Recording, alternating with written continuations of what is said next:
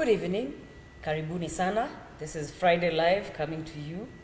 Today tuko Coltana Auto Garage, based here at former KMC, Halal, Bull. Hapa tuko SGR Bridge. Karibuni. Today on the panel, I will start with the guy on my right. Wacha introduce mwenyewe. Thanks for having me again. My name is Kindred, mtetezi wa wanyonge. And I'm really happy to be here again. Karibu sana. Young one. Kindly introduce yourself. Thank you very much. My name is Richard Muhia Voro, and I'm a businessman and a politician. That's about it. Kwanza, tuanzie na hapo mahali umesema. I know a lot of people have been waiting to hear what our president had to say today. Hii State of the Nation address imengojewa for so long with certain expectations. I don't know, personally, unaona expectations have been met ama bado? I think it depends on individuals. First of all, ulikuwa unangoja curfew itoke? Ndio nasema? Ehe. It depends on mtu alikuwa na expect nini. Sasa wewe ulikuwa unangojea. Kuna wale walikuwa affected, Ehe. walikuwa wanataka toto shutdown. Kuna wale hawako affected, walikuwa wanataka ifunguliwe. So it depends on individuals. Sasa wewe personally, yako expectation? Personally, I thought it would be tightened a bit. I tend to think this is more scary than the previous one, because the previous one we had it from the press. Sasa hii imefika kijiji. We are hearing it from neighbors now. Ground. Iko kwa ground. So for me, this looks more of a threat than the previous one. So third wave imekuja iko mashinani. What was your expectation? Personally, I expected the president to address the school issue. Because you find that what is happening in our schools was something that we expected the government to have mitigated. Kids are going to school. They went back to school in their numbers. We expected that by the time the kids would be going to school, there would be extra classes in the same schools, something which has not been done. We have situations where the desks that the government spends so much money building for the kids, most of them in some schools, most of them are not even enough because those schools still lacked desks. And in some schools where they had enough, the desks have been stashed somewhere because there's no room. Space. There's no space for those desks to be. So basically, we are looking at a situation where children go to school. They are all bundled in the same desks, just like before. Some of them even go sharing masks, want to exchange masks. Okay, there is no way you can contain a child when they go out for break. They're out there playing. So tuseme we are sort of lucky that third wave is hitting when schools are about to close. Exactly. And now my other worry is after the schools close and they open, what will happen? I expected the government to have some kind of plan in place. Do you think we are well prepared? What is our COVID preparedness as a country, as a county, as individuals even? Yes. We are not yet prepared. And I think people are missing the point totally. And right now everybody is concentrating on the vaccines. It's like everybody expects that the vaccine is the only thing that is going to... Unaenda kuchukua vaccine? No, I am allergic to eggs. Because let me ask you, unaenda kuchukua vaccine? Inachukuliwa wapi? I wouldn't mind. Pretty sure Kajiado imefika. Tuliona kama mkubwa wetu Kajiado ameshachukua vaccine, so it should be available now. With all due respect, I agree it's available, but then you see, it's not for everybody. Maybe I'm not in the age bracket as yet. Hauko vulnerable. Siko vulnerable, but I'm still very young. Wanaanza na 58. Sasa niko mbali hapo. Na wewe si healthcare worker. Na mimi si healthcare, mimi si askari. So how do you gauge our preparedness? First of all, for this third wave, tunasema Shade anasema we are not yet prepared. we are celebrating, if we can say celebrating, we are marking 1 year today since we first reported our case in Kenya. So 1 year down the line, we are apparently not prepared. Why? Why do you think that is so? I think being prepared is from one individual to the other. The county government of Kajiado says they are prepared. But according to me, they've never been prepared, even the first one. Do we have the beds that zilikuwa we were supposed to have per county? Tumefikisha quota? The last time I heard, they condemned off a whole hospital. And so there was no hospital to go because it was converted into a COVID hospital. COVID hospital. So in short, we've never built a COVID facility 1 year down the line. And the third wave is here. And the third wave is here. There's one thing that I was wishing. The funds that were spent to build the desks for schools, desks that are now not even helping our children, could have been used to build COVID centers.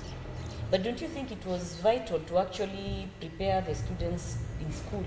Because one way or another, watoto lazima wangerudi shule. And hata kwa shule lazima kungekuwa na some sort of measures being taken to enable them actually waweze ku tutasema, even if it's not all, because not all measures were actually taken in school, we know that. Kama social distancing is not possible in these schools, especially when we're also looking at zile ambazo pia ni boarding schools. We are a country, as I've always said, we are a country that comes up with very good policies, but we are also very lousy when it comes to implementing these policies. Okay, because yes, they made some plans for the schools to help negate COVID, but if you ask me, it has still failed because what they planned to achieve has not yet been achieved, which means the funds that were spent to implement these policies have failed. That's why I'm still... The funds were not used rightfully, maybe I can the say implementation was wrong. They were used rightfully, but they are not... The implementation was all wrong. So where do we correct that? Where is it that we would have to do something about to actually correct that? Can I say something about this? When we came up with the new constitution, we expected that we are going to have sharp governors across the board. Why I'm saying this, before then we used to... Are you saying we do not? I'm thinking we do not. Okay. Before devolution, municipalities were run from the Local Government Act, which stipulated if a town has 400 people, so and so should happen. If it has 1 million people, so and so should happen. But with the governor, we thought now that a governor was everything. So we did not give this governor parameters on what to do and what not to do.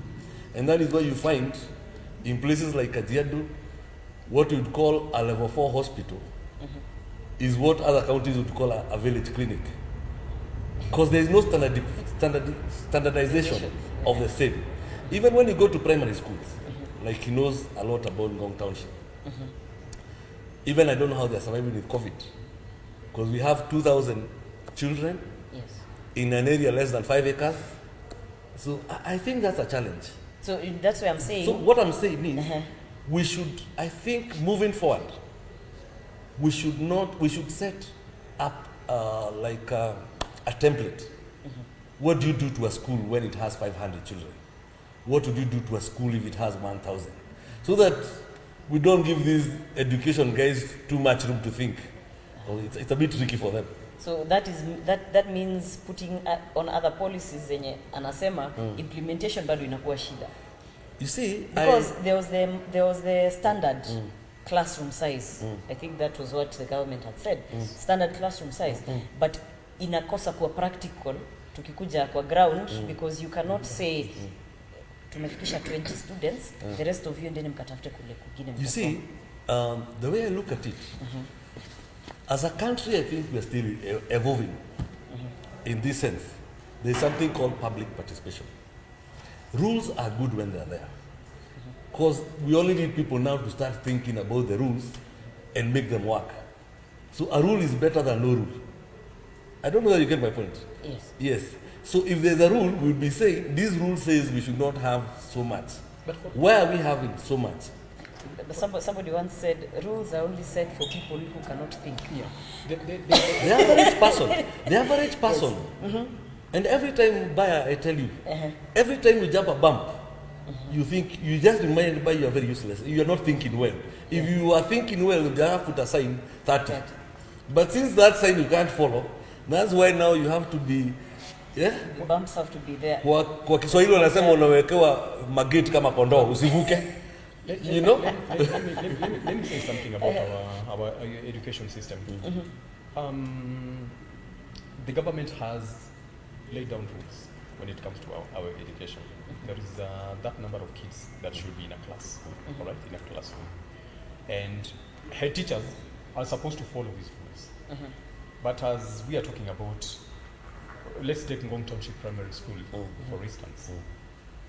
There was this time we were serving in the board, and we could not contain the number of children in that school because if, for instance, the government can tell you that in a class of around 20 feet by 20 feet, there should only be 30 students or pupils, okay?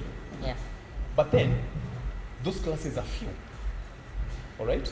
And there are so many kids, especially from Ngong, being Ngong Township Primary School, being the only public school in the whole of Ngong ward, all right? Yes. Kids will keep on coming, and if you turned away a child, you'll get sued. So it goes back to what he's saying. We have not properly planned.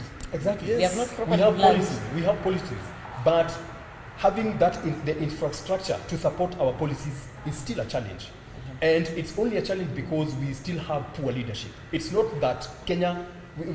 We cannot say that we don't have funds or we don't have resources in Kenya. We have a lot of resources, all right? It all boils down to corruption. It's just it's simple. It's just corruption because we could have about 3 public schools in Ngong as we speak. But where would we put these 3 public schools? Does Ngong ward have space to put up 3 public schools? Yes. Let me give an example. Yes. A few years ago, we donated to the traffic police Yes. about 20 acres plus buildings. That should have been a school. I think we are very generous. So tunasema Just tutaki the, polisi? no, just the other day, the same police, we've donated another 100 acres. 100 acres, yes. We've donated another 100 to meteorological. But we still don't have space to do a hospital.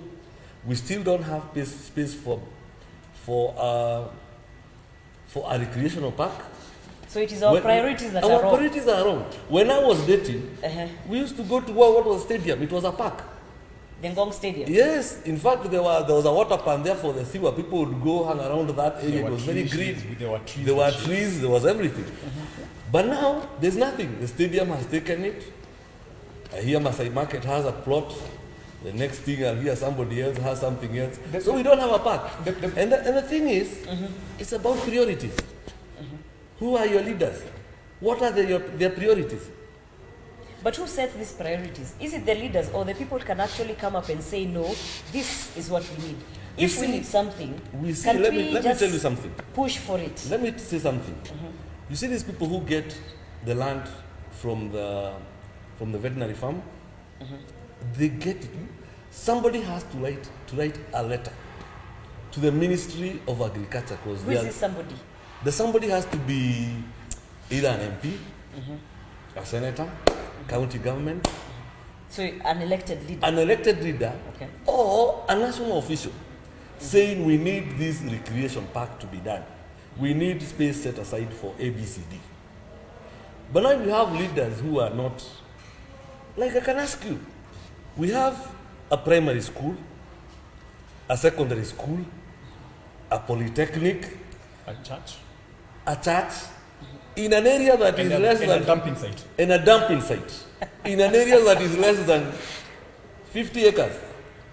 Yet, we can afford to donate to the police, to the national police, 100 acres. So when we talk about the new constitution giving us powers as wananchi, mbona hatutumii hii power ya kusema now let us be the ones to write that letter and ask for that land? Civic education the government has failed us big time when it comes to civic education.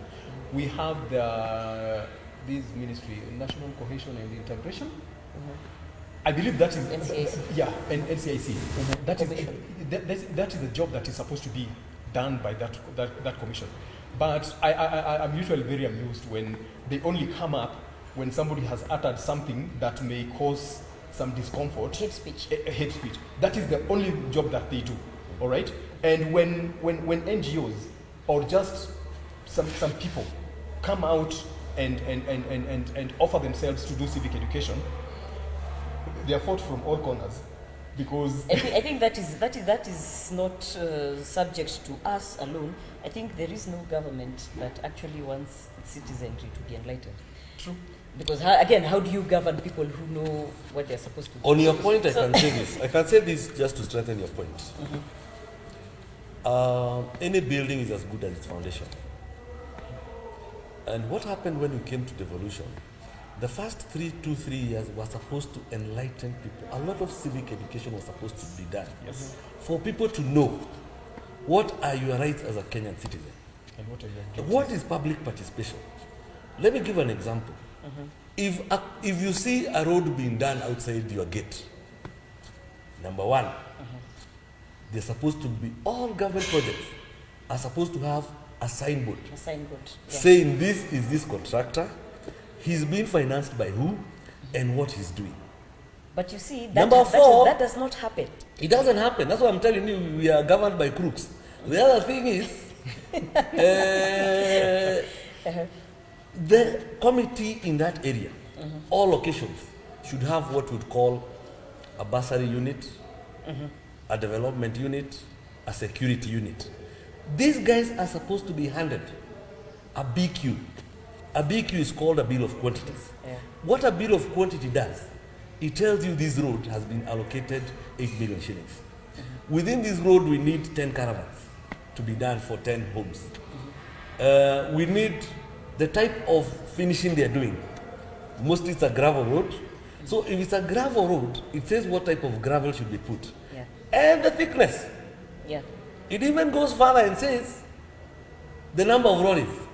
Because what the bill of quantity engineer does, he measure that road and come up with a volume. Yeah. And he knows this. So he's going to break it down for you very easily.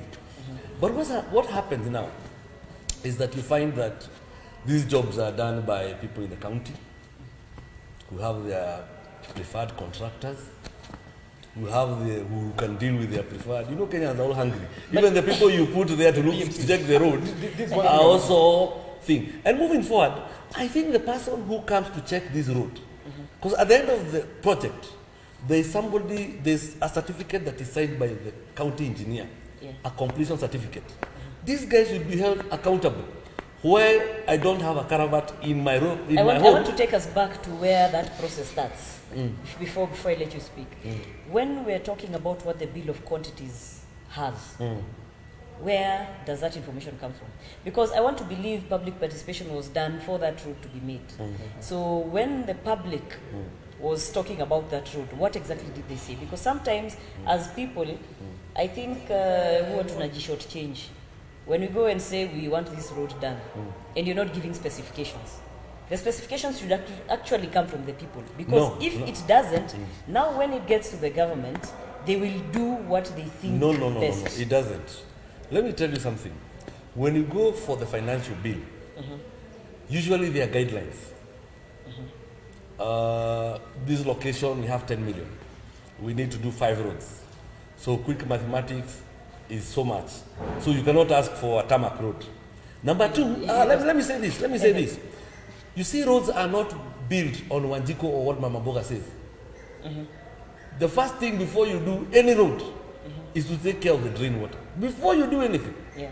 Before you do anything on a road. But you're supposed to does make that sure they are cut. No, that's what I'm saying. We are being run, the government, the county system is being run by crooks. There's one thing I'd like to say. These are standard. When you, let me explain my sister here. It's standard procedure. If you want to make sukuma wiki, you start with oil. After oil, you put kitunguu. Hakuna kuchemsha? Hakuna, no, kama ni boilo, that's different. Kuna wengine wanataka steaming. But there's a procedure of kukaranga kitu, a known procedure. Technically, there's a procedure that should be followed.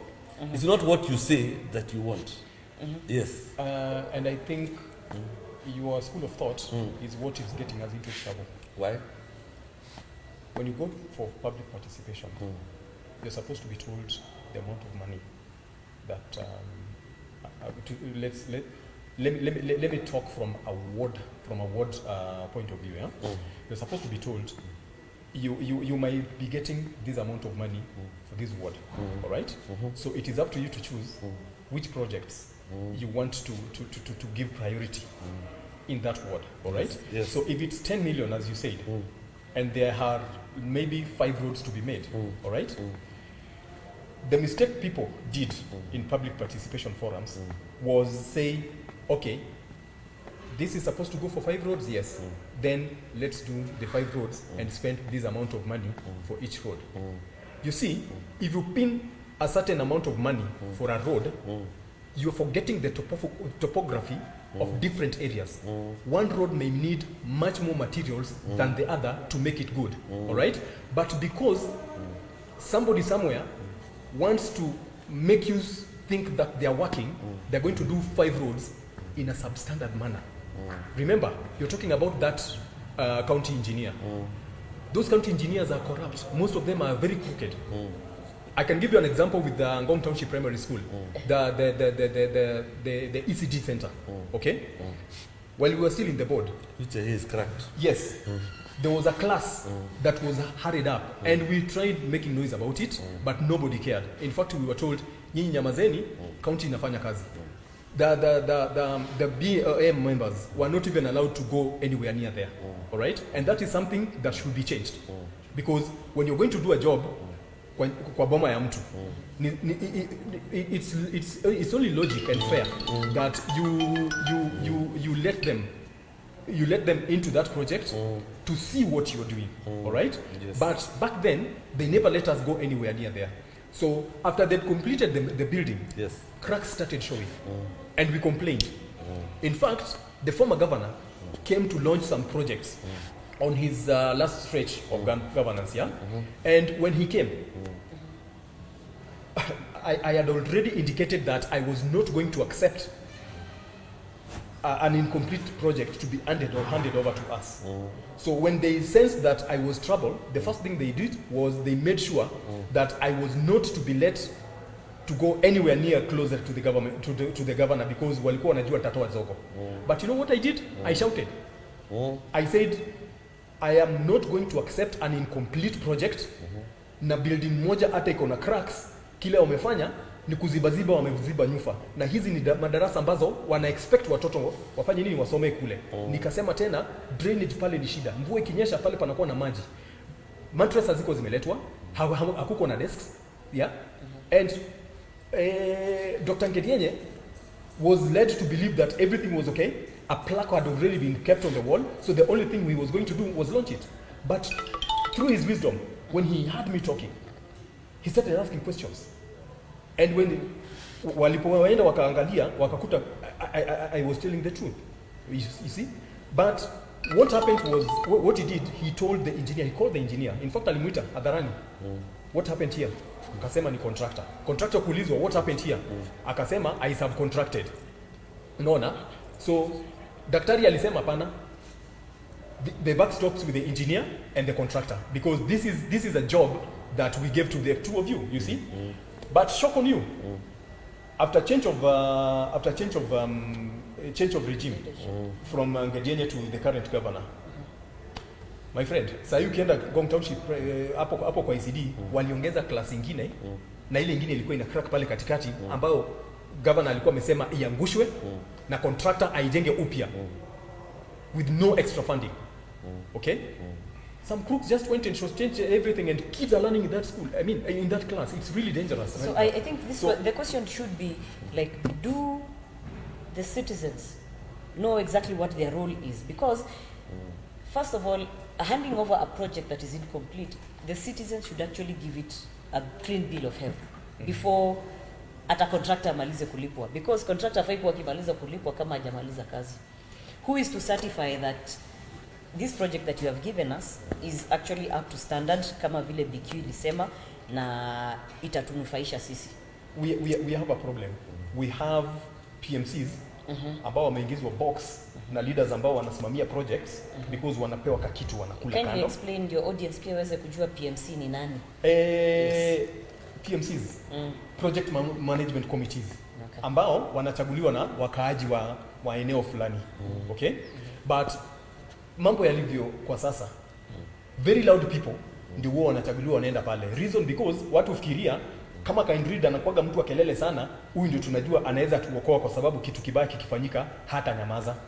Lakini unakuta watu wengine akishafika pale anaingizwa box. Okay? Anakuwa compromised na leaders, anakuwa compromised na contractors, anakuwa compromised na engineer. Okay? So mambo yakitendeka yeye mwenyewe haongei.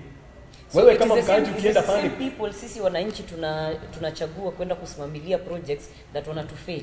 Kwa hivyo sisi wenyewe ndio tunajifail kama wananchi, because we choose the wrong people to be the development committees ama the project management and committees. that is where that is where civic education should start. It's lack of civic education that makes the masses appoint the wrong people to go and become PMCs. And in fact, for just one thing, something funny is, because I am a leader and people like me, when they are electing the PMCs, I tend to go and compromise them. Niseme, simulinchagua, sasa mapenzi baya na muheforo ndio wazuri wakiwaangalilia projects kwa sababu ndio watu naweza fanya nao kazi. You see? And the gullible residents would listen to me, not knowing that this is money that I am the one I'm entrusted to guard, and I also want my own things down there. So I really have to make sure that the masses become satisfied that buyer and borrower, exactly, that political influence. That is one thing that we should try and avoid. And the residents, the people of an area, should learn to become independent. Not everything a politician tells you is right, and not every other person a politician pitches to you is a good person. In fact, this time round, I'm going preaching to people this. If somebody comes to you and tells you, I want to become president of Kenya, you should not let this person come and tell you, and because you are going to elect me, elect Kindred as well, because he is the person I can work with.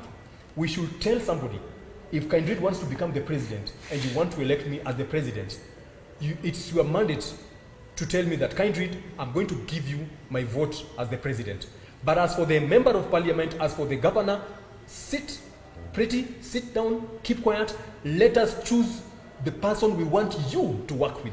Don't choose the person you want us to elect for you to work. Unasema tukatae suti. Yes, tukatae suti. Let me see. You see now what happens now? Some of these things depend with area, different areas.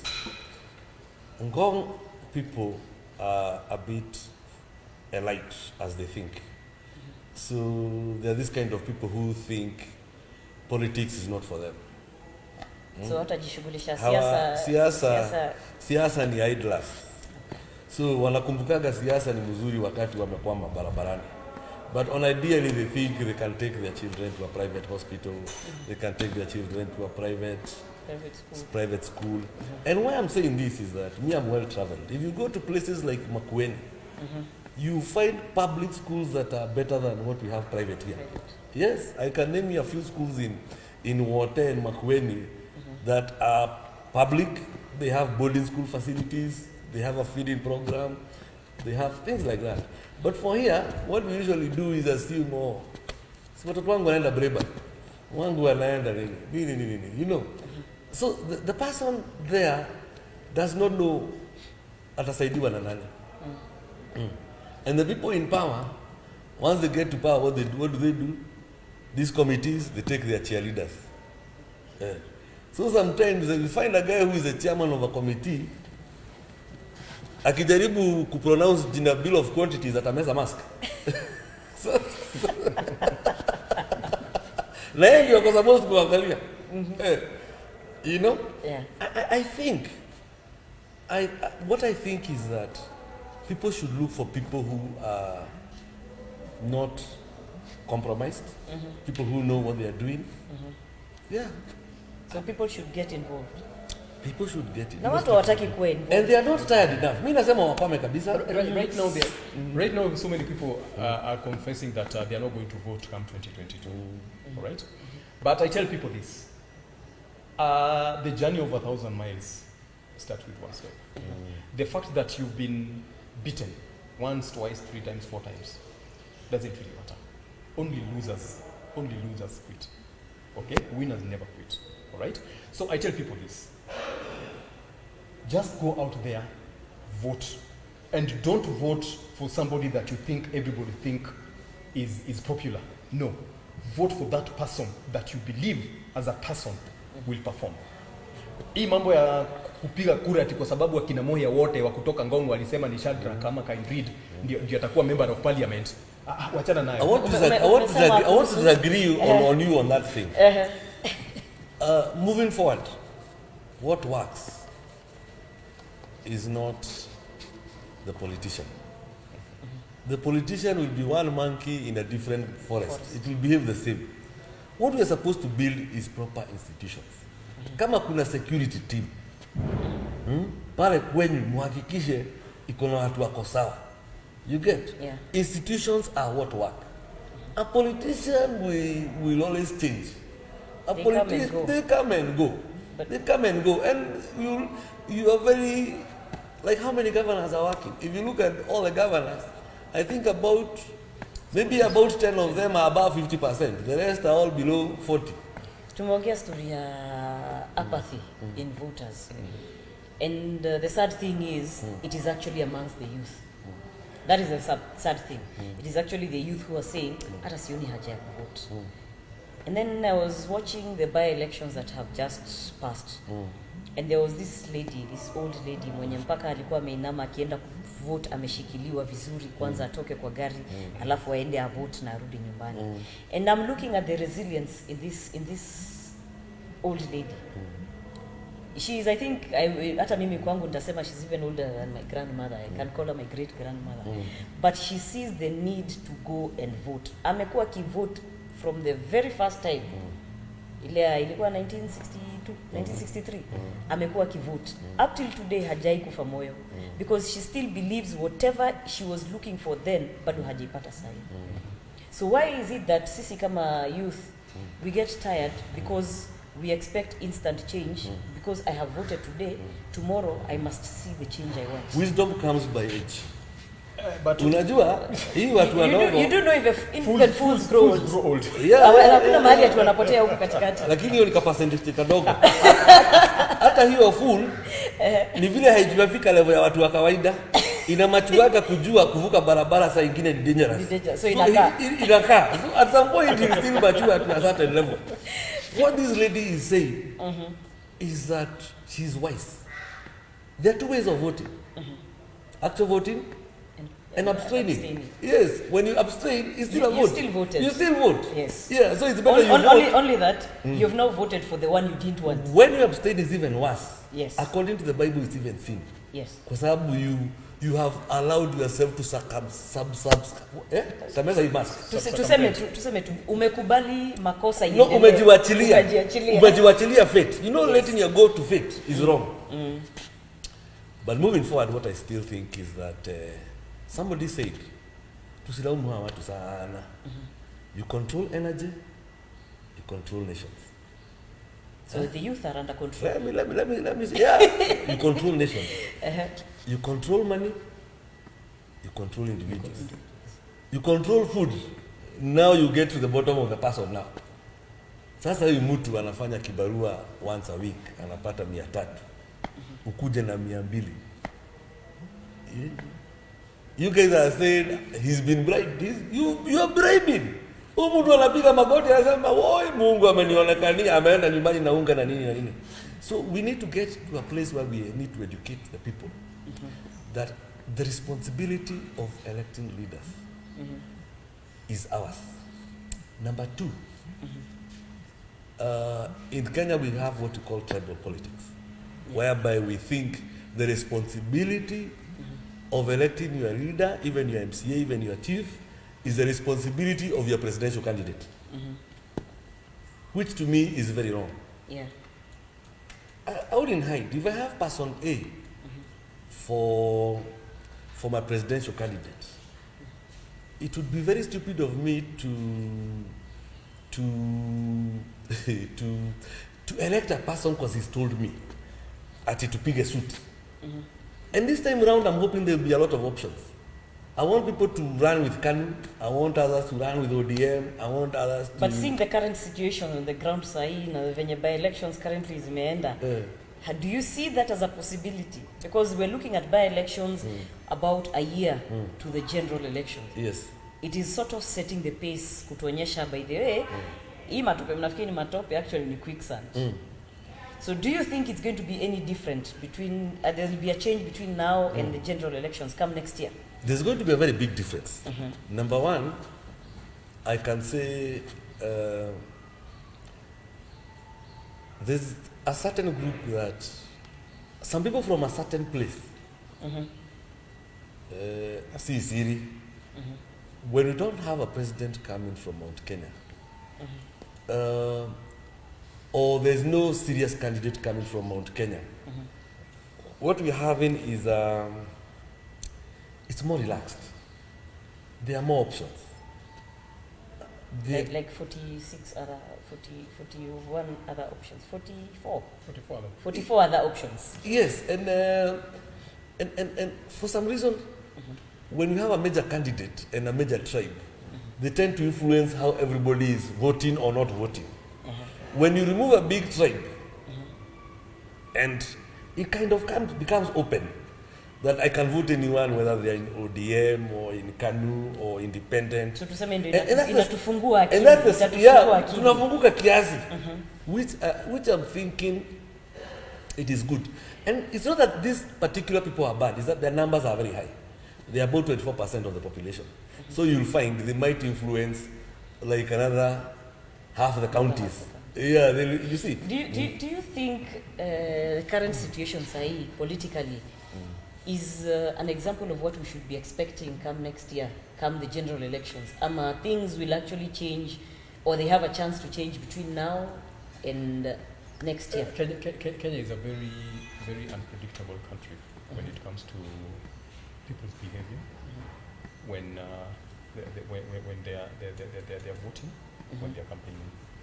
We have a country that is usually 24/7, 365 5 years in campaign mode, right? Yeah. We've brought ourselves to allow politicians to keep us on the edge, or on the edge full time.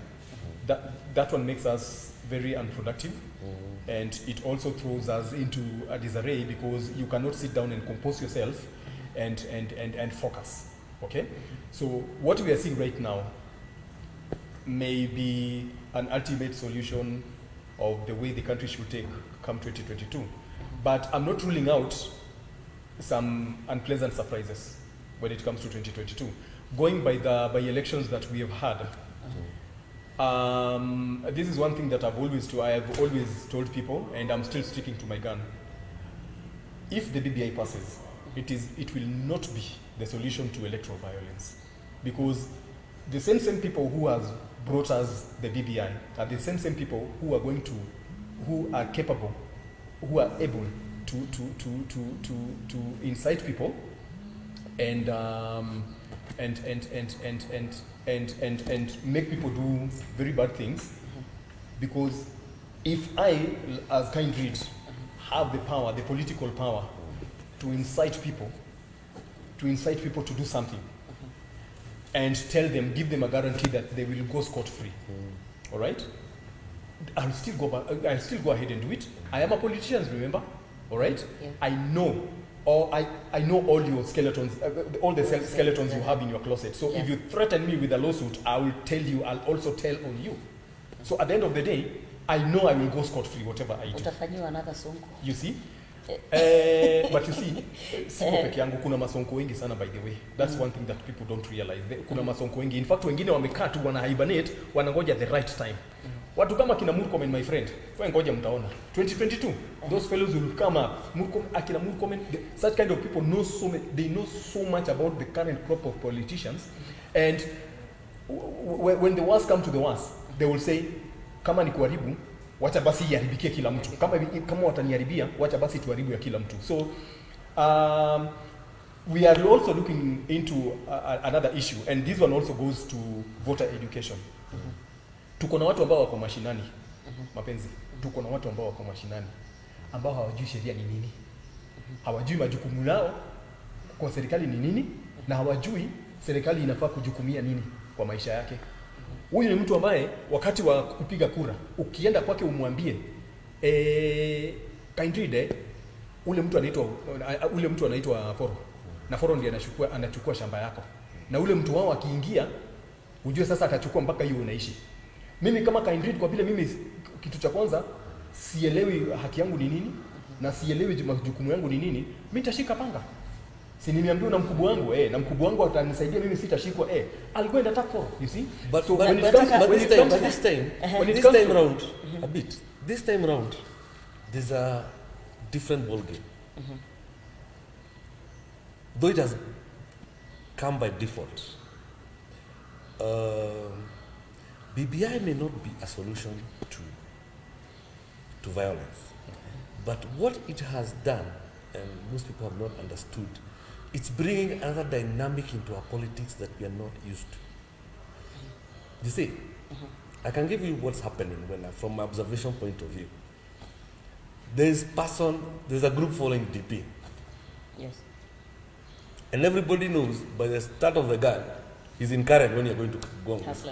Hustler Nation. Yes. They are ahead. This is a group. They've realized BBI is coming. What does BBI say?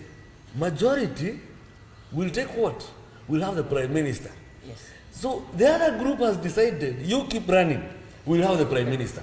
And that is why you'll see in a coalition of Gideon Moi, Akina Kalonzo. Believe you me, they'll produce a Prime Minister. So ni kujipanga pole pole. Kujipanga pole pole. Because what will happen, they are going to take as many seats as they can. As possible. So they've actually brought it to the door. They want to zero in. We need. So are you saying hii siasa yote ya 2022 tushapangiwa sahi na mapema? Tushapangiwa na tushajipangia. But now what I'm basically saying, at least this one removes, there'll be no tribe. Actually, the only tribe that is saying Mtu wetu sahi ni Wakale. I'm sorry to use that word. But everybody else now is on another tangent. If you look at it properly, West Eastern guys in Western, they have a collusion. So see Mtu wao anymore. They're in a collusion now. You get? Yeah. So slowly by slowly, the Mtu yetu factor is coming out. Even the Hustler Nation, Hustler Nation is everybody. So slowly by slowly, I think we are moving from tribal kiasi. Although now we also have a problem, is that our politicians are what we'd call crybabies. If I want to run, I'll make sure I whip my community to support me and to become very vicious. But the community haiko hapo. On that By same the way, note, like you, I don't know where you come from. I just know you from Ngong. Oh yes, I'm not very I come sure. from Ololo, to be specific. Yes. This one, his name betrays him, just like mine. But now, and what we are basically saying, we are all not from one tribe. Yes. And we are basically friends, and we're having a discussion. But now a politician will come and tell you, you can't work with Moya. Moya Wabima is a tribalist. He only hangs around Kikuyus. And that is why he's saying, do this. You see? Yeah. Anytime you want to make headway, let's not even go national. Let's stay local here. Hapa kwetu. Yes. Hapa kwetu we have a serious problem. Ndio hapo nataka kuja. Tukiongelea maneno ya BBI. Tukiongelea tuteremke tutoke national. Wacha tukuje hapa nyumbani. Tukuje hapa mashinani. Hapa mashinani. Already there's talk about what the BBI has to offer. And I'll be specific when we come to maneno ya constituencies and IEBC na kugawa boundaries. So if the BBI passes and then we have a chance as a county kuongeza number of constituencies.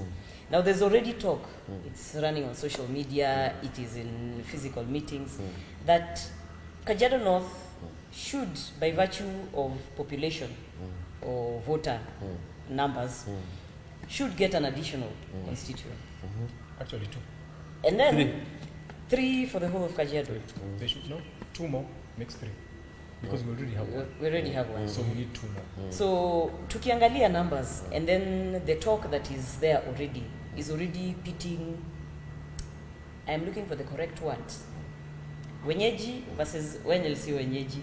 I will just use it as a blanket like that, but it's mostly tribal, because niseme ni tribal, no, it is economic, because now we're talking about rural Kajiado and urban Kajiado. It's still So tribal where in a way. it is still tribal, It's just that you're being polite. because of the majority of because of the majority of the tribes that are there in rural and the majority tribes that are there in urban. So hii fight inatokea wapi? Because it is supposed to be clearly stipulated that this is the criteria for you to get an additional constituency. Let me give you the background of this story. Kenya is very unique. I don't know whether you know we have the biggest constitution in the world. Other constitutions are much smaller. Yeah. International law, which we all follow. You know, when you do law in Kenya or you do in England or anywhere, it's the same law. But now when you go to your country, you go to your Kenya Law School. Kama wewe ni wa Uganda, unaenda Uganda Law School. International law says that for you to decide what is the size of a constituency, it is very basic. You go to the population as per the previous census. Divide by what your country says you should have as members of parliament. In our country, we have 290. So it was very basic.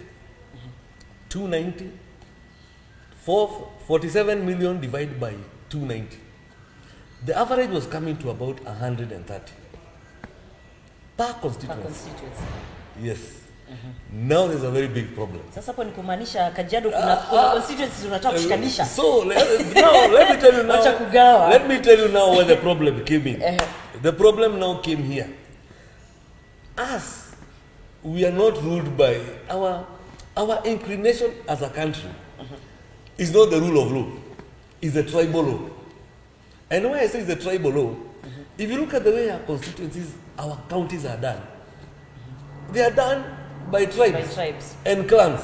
Yes. Where the clan is bigger, you know, like Kiambu is a county. Yes. Kiambu is almost a clan. Why didn't we have half Kiambu and half Murang'a, and Murang'a half Murang'a and half Nyeri? You see, now we've made it into clans. You get? So that becomes a problem. In fact, in this county, by international law, the only proper constituted constituency is Kajiado East and Kajiado North. Because if you look at the other people, they are still way back from the 130 threshold. But now, that brings a problem.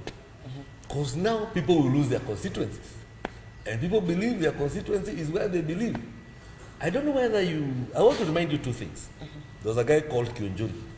He pulled central leaders together. And he said, one man, one vote, 1 shilling. Yes. Akaachia president, that's your baby. But for us to deal with us, those are our terms. The president raved, and they were adamant. That was what was to happen. Now let me remind you another scenario. Revenue allocation. There was a bill that was repeated 13 times. Yes. Yes. Yeah. Actually, I personally know the speaker. I used to text him and say, "Kunywa maji mzee." This is getting very hot. 14 times. Until he looked like funny, the authorities were wondering, is it the speaker who is bad or the whip or what? Reason being, in Kenya, our tribes are very diverse.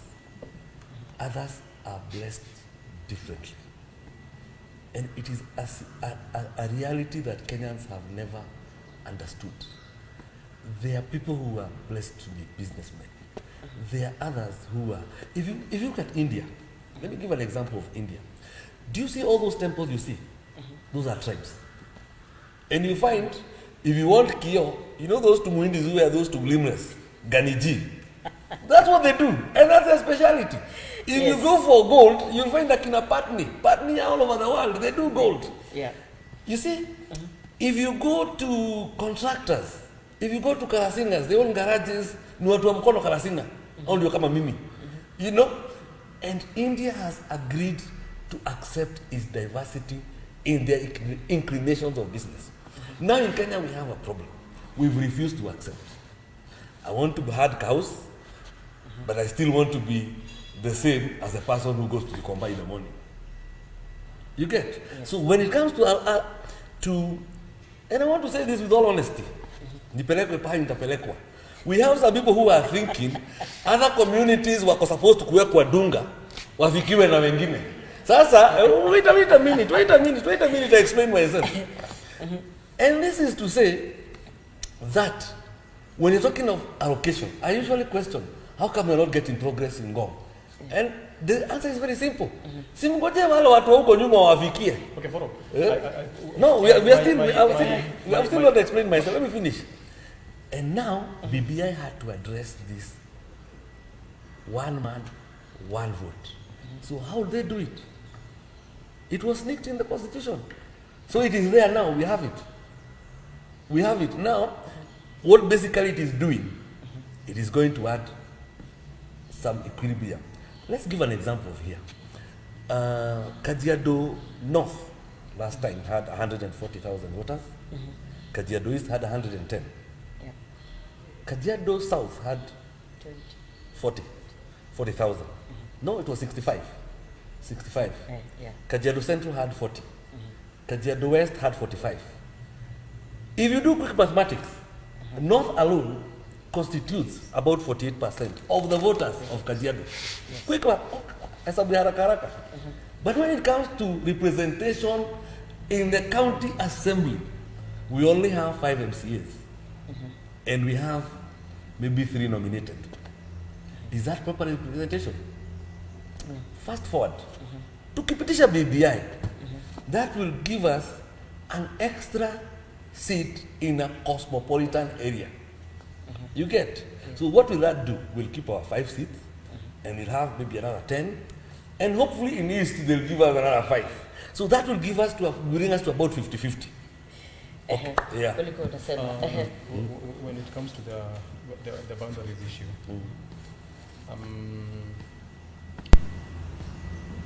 kulikuwa na tetesi. Our brothers from the other side, before the late Kaiseri passed on, he created 2 sub-counties by default, but not yet gazetted. Okay, one is Mashuru. I can't remember the other one. And what our brothers from the other side are doing is they are anticipating that when the BBI passes, these 2 sub-counties in quotes would get. Please name them properly, because I want to straight. I can't remember. One of them is Mashuru. Yes, kuna nyingine ambayo. Please hold that thought of Mashuru. Okay. After he's through, bring it back. I'll tell you. According to them, they need to get 2 of the constituency, and then 1 should now come to Kajiado East and West and North. Sasa you to pigania sisi, you see. But our argument, the argument we place on the table is is the following. Number 1, Kajiado North is the economical hub of the whole of Kajiado. The population is even higher.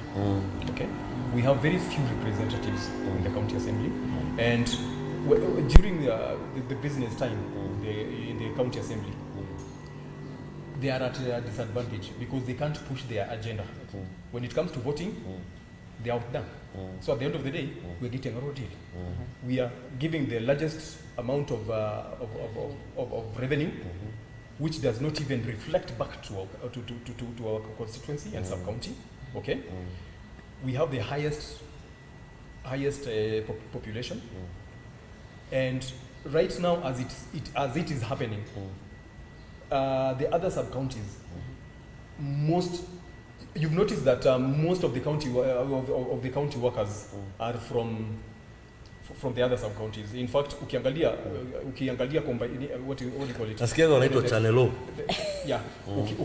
Ukiangalia tutadissect hiyo Chanelo vizuri siku nyingine. The list of county workers ambao wameajiriwa ambao wako Ngong. Yeah. 80% of them are from other sub counties. Okay, we only have 20% ambao pia sasa wamechoka because hao wanakaa tu hapo tu ni wakuambiwa fanya hivi. Are they permanently employed ama ni casual workers? Ni casual workers. Okay. Ni casual workers and some of them are the ones that I was making noise about when you wameenda for almost 8 months hizi hawajalipwa the environment ya unaona. Na the last time I checked walikuwa wanasema every time wakiuliza wanaambiwa badala kupatiwa salary yao wanaambiwa barua yenu inakuja ya kuajiriwa permanent and then they keep quiet. Yeah, so the last time in fact it was like maybe 4 days ago I met one of them na nikamuuliza mambo vipi, anasema boss, si tunaona tukipoteza pesa zetu because saizi sisi tunahesabu kama 8 months lakini tunaambiwa tujalipwa miezi 3. Sasa miezi 5 tunashindwa inaenda wapi? You see, so there is also that intimidation. You see, they cannot talk. Our MCAs cannot go and question whatever is happening in Kajiado North because it's all about voting. Once they vote, their cases are thrown out. So there was this suggestion. Just wait, please. You had a point. Unataka kuongea kuhusu Mashuru. 3 years ago, I lost my ID. 2 years ago. When I went to collect my ID, place of birth, my original ID. My original ID, which I submitted a copy. A copy of. Because I've saved my ID somewhere in the net. So if I need a copy anywhere, I can pull out. So I give them my ID and an abstract. My original ID says place of birth. Ngong. Matasia. You know? Place of issue, Westlands. Tumefutana. Yeah. My current ID, I think it's in the car. I should have brought it. It says I was born in Ngoriga, Mashuru, and all that. And when I heard that, I realized a place of current state is Ngong. I realized this was not by default. It was not a mistake. I went out of my way. I called a few waheshimiwa. Unajua waheshimiwa wanatembea na waheshimiwa. Apparently 2 of them had lost their IDs and they told me it's no big deal. Even mine is written the same. Okay. For the last 4 years or 5 years, anybody who's replaced an ID in Ngong inakuja ikisema Ngoriga and Mashuru. So now when you mention that they want to make that a district, I think they have the numbers. They are looking for the numbers because that is one way to get numbers. Kilishaibiwa. Sasa unajua tumejua sisi tuko handshake kina baba. That is the reason as why when I talk about this and Mapenzi here was saying that there are clearly laid down rules on how a sub county can be divided depending on numbers. If what you've reported is correct, then believe you me, Mashuru itafika mahali usikie Mashuru pia inahitaji. Kwa hivyo hata ndio nimeuliza hii story tulipangiwa na mapema kitambo. Tulishapangwa mapema. Let me give you another sad thing. Okay. I usually, the fact that I'm in insurance, I'm one guy who is always on the e-citizen, helping people, you know, teams, things like that. Do you know when Citizen came in, for like 5 years, there was no Kajiado North. We all put West.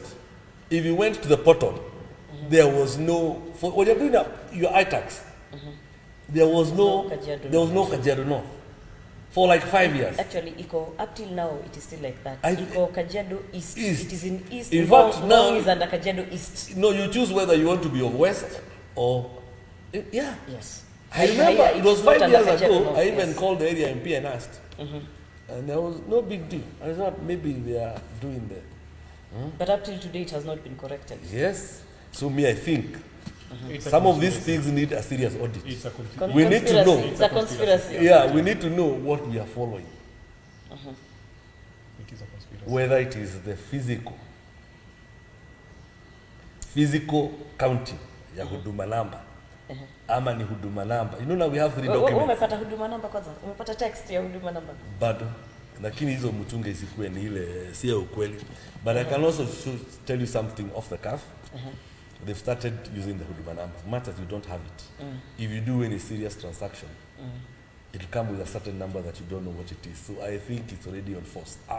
I stand corrected, but I think. I think. There's a number I've seen in my documents that I can't quite explain what it is. But it's the same number. It's the same number, so it's not my ID, it's not my... So maybe it's implemented in physical too, which is okay. But now on this time of, we have to know what are we using. Physical location, fake identification ya ID ndio kama tunatumia, ama hata ni hii pin, hatujui tunatumia nini.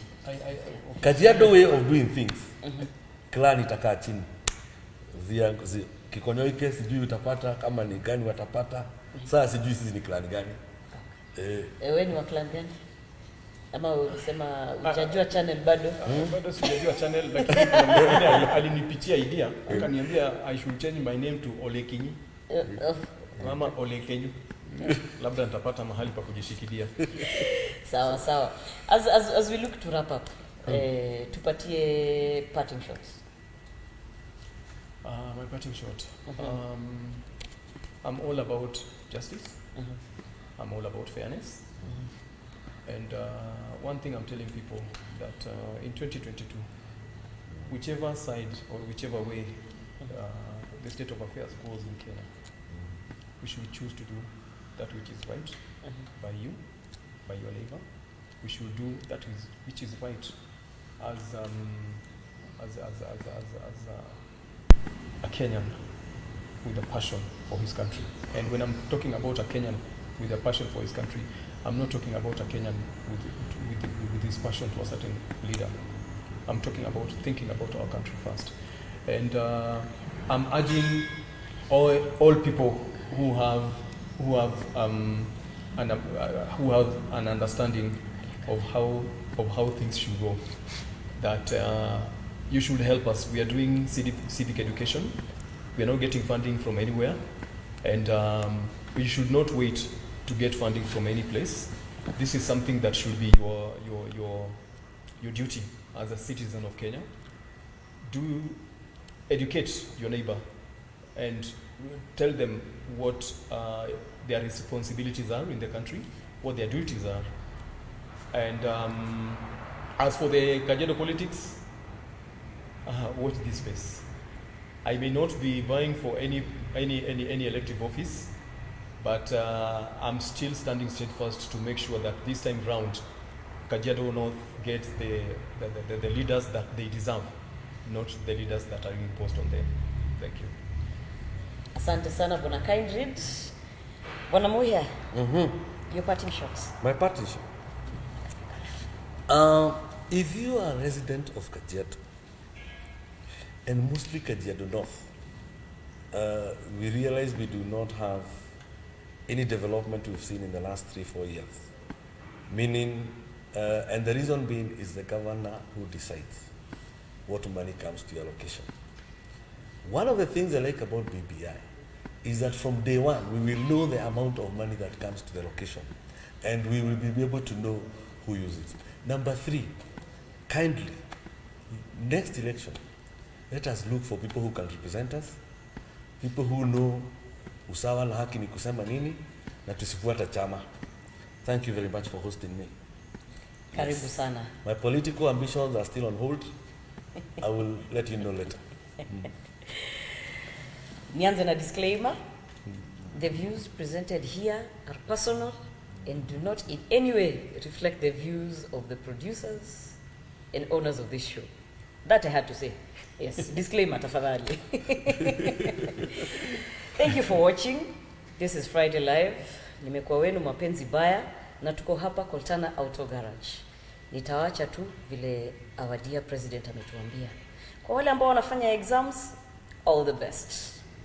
See you next week.